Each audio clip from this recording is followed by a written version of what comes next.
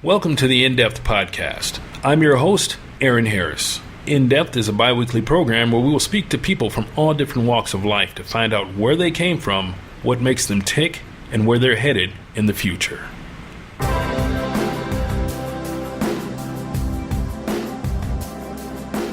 Janberkeley is an engineer at NASA's Jet Propulsion Lab that has been involved in most of NASA's major unmanned missions since the mid-1980s.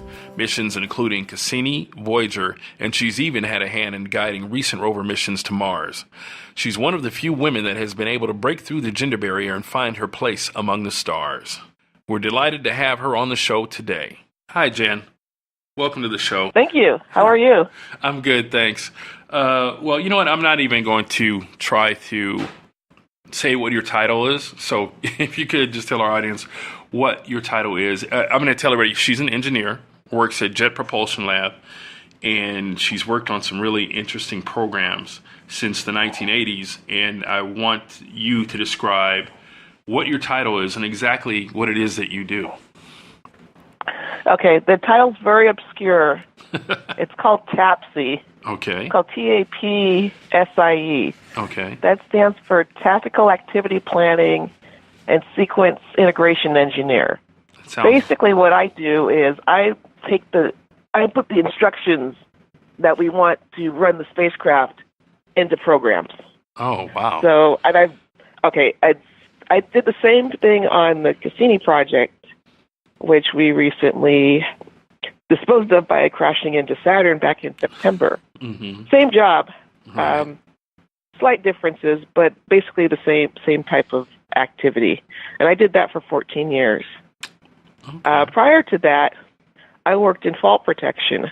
Those are the programs that run when system-level faults occur on spacecraft. Since the spacecraft are not on they're not here, you can't go and fix them. They have to be able to fix themselves. Right. So you might have heard of a spacecraft, it's in safe mode, or something like that, or right. It's in trouble. Safe mode or safing is basically the lowest level of shutting everything down, telling the ground, hey, I've got a problem, turning on necessary loads, pointing to the Earth or the Sun, or pointing to a safe attitude and awaiting ground responses. Okay. So and there's system-level faults that will call that. Like if we can't send a command up to the spacecraft or can't send anything down, if there's not enough power, and various faults pertaining to the attitude control system, which is controlling, the attitude of the spacecraft. Right. And the attitude is, so our listeners know who aren't familiar with that, the attitude is that is basically the orientation of the spacecraft. The general orientation, and when we do minor turns, turning from a body to Earth or to the Sun, that type of thing. Okay. Now, because we're dealing with huge distances here, millions and millions of miles, across space.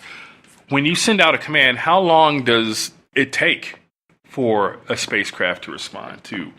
Okay, for something at Mars, that's about 20 minutes. That's one way. So you got to wait twice that, 40 minutes. For Jupiter, it's a little bit longer. One way is 45 minutes. Okay, that's not too bad. Right. It's double that for Saturn. And again, these are average times. So Saturn is about an hour and a half. I have been at work, 3 o'clock in the morning, waiting for commands to come back or indications that we've sent commands. And gets kind of cold. Right. But now, does it get frustrating if you send a command and then it doesn't get it the first time and you're like, oh, I got to send it again, that kind of thing? That's an issue. What happened here? That is a problem. Normally, and I think it's true for Mars, but for our Cassini spacecraft, every time we had a track, every time we were getting data, we would send up a command that basically did nothing except reset counters at the beginning of the track and at the end of the track. And if we did not get an indication of that, it's like, what's going on here? I don't think we've ever had a case where we sent that command up and we didn't see an indication on either the beginning or the end. I don't think that's ever happened. We have had a case where we didn't see one or the other. Okay. So when you have a situation like that, what do you do?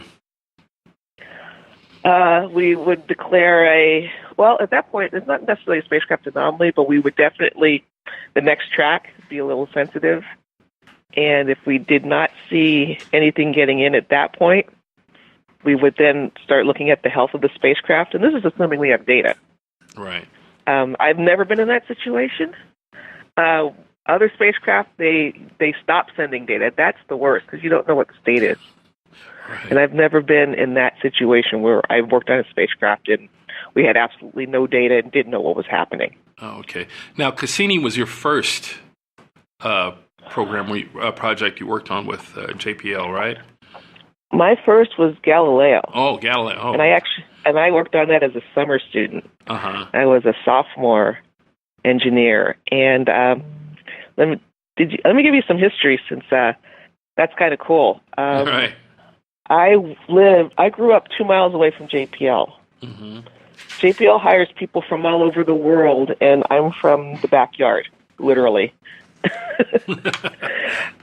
I wanted to work there. Once I got into engineering school at USC, I wanted to work there one summer. And in fact, I tried to get a job there right after high school. And they told me, no, you have to be at least a sophomore in college. Okay. I said, all right, I'll see you in 2 years. So 2 years later, we had a minority engineering job fair at USC. And they had students from all over the Southland at this fair. And all I wanted to do was talk to JPL. Okay. And I got an interview. And it was a pretty tough interview. I would imagine. This is 1984, so, this is 30-something years ago. I just remember it was pretty tough, but then I got a call a couple months later, and they wanted me to come in, to work as a summer student. And 5 days after school got out, I went and I worked there. I worked on the Galileo mission. That's outstanding. Where did you start out when you first got there? I was working in the systems group. Systems section or department, if you want to call it that. And systems is just basically overall the whole spacecraft system. How do all the subsystems work together and system issues. And what my team was doing, like I said, the Galileo engineers were responsible for the development. At this time, it hadn't launched yet. This is 1984. Right. The spacecraft was in the spacecraft assembly facility. I did get to see it once, but they had to shut down because they had found asbestos in the facility. Oh. That was kind of a bummer. So I didn't get to see anything really active going on because of that. Right. That's when they first started tearing old buildings down to get rid of the asbestos, right? Right around that time? Yeah, this is mid-'80s. So I was hired to computerize a couple of forms, a couple of processes that they were working on. Okay. It was a quarterly report for mass and power. And this was basically, they had a finite amount of power. They needed to know how much every part of the spacecraft was going to, use power-wise. And they had come up with, I think, 48 or 50 different power modes where the spacecraft would be in different power configurations. They wanted to make sure that they had enough power to track that. Additionally, they had a mass report. Again, they were building the spacecraft. They weighed everything. They weighed every screw, every washer, every wire. They needed to know how much it was going to weigh because the spacecraft was being launched from the space shuttle. Mm-hmm. So they had a weight restriction. Right, this is right when the STS first started operating, right? Mm-hmm. So those were our constraints, and so there were engineers that put these reports together. The mass report was hand-created, written down on pieces of paper, and handed to the secretary to type. Again, this is 1984. The power report was a series of Fortran punch cards. I was going to ask you about cards. that. What kind of computer system and languages were you using back then? I mean, like Fortran, COBOL, and all the rest of that. It was Fortran. And COBOL was mostly a business language. So I don't know how much was written in COBOL at the time. Okay. I never saw the languages. I did see the stack of cards because the engineer showed them to me. And I was actually familiar with that because I had done some Fortran programming in high school. So they wanted to put all of these reports into a brand new thing called a spreadsheet. Oh. Again, it's wait, was it on the? Did you print it out on the green bar paper back then when it would come out? I'm sorry, what? Did you guys print it out on the green bar paper? Back then, the big green and white sheets of paper. Yes. But this was all coming out of a PC, a brand new PC. At the time, there were 2 PCs in our department. Oh my! The person whose office I shared had one, and the deputy manager had one. So I used both of those PCs when I could to get this job done. So they wanted me to put it into Lotus 1-2-3, and I thought, oh, okay. Now this was also the first time I've used a PC. Right. But I was familiar with data structures and that sort of thing, and had created that as part of classes. Mm-hmm. And by the way, I majored in electrical engineering, but that was an emphasis on computers. So, in case you're wondering, you had to. Yeah, I was going to get to that. But so I did that all summer. I created these forms with macros to create the forms, demonstrated them to everyone, and it all worked. In the meantime, I did a couple of other little tasks. The one task that stands out in my mind is that whenever there was a problem while they were building the spacecraft, they wrote a problem failure report. All those reports needed to be tracked. They needed to be closed out, and you had to present them to the spacecraft system engineer, the one person in charge. Okay. This guy was very intimidating. I am 20 years old. Yeah. No. I was 19. And how long had he been at NASA? Oh, I'm guessing 10, 15 years, at least 15 years. Okay. He worked on the earlier Mars missions, the Mariner missions, that sort of thing. He had worked on Voyager. In fact, I think everybody worked at Voyager at some point. I remember Voyager during that time. That's I went to JPL on a tour in junior high school, and we saw a mock-up of Voyager when we were there. And then the Star Trek movie came out, and I remember seeing the whole Voyager thing. And when it came on screen, I was like, I hit my mom in the ribs. I was like, I've seen that thing at JPL. They took us there. So I had to present to him and tell him, and I think it was a screw or something. It was a mechanical part that had to be replaced. Right. And I remember the subsystem where it was. I had to talk to a couple of engineers. Here's this little kid, again, just finished my sophomore year, and talking to these seasoned engineers, and then had to present to Matt, his name is, and explain what I was doing. Matt retired about a year or two ago.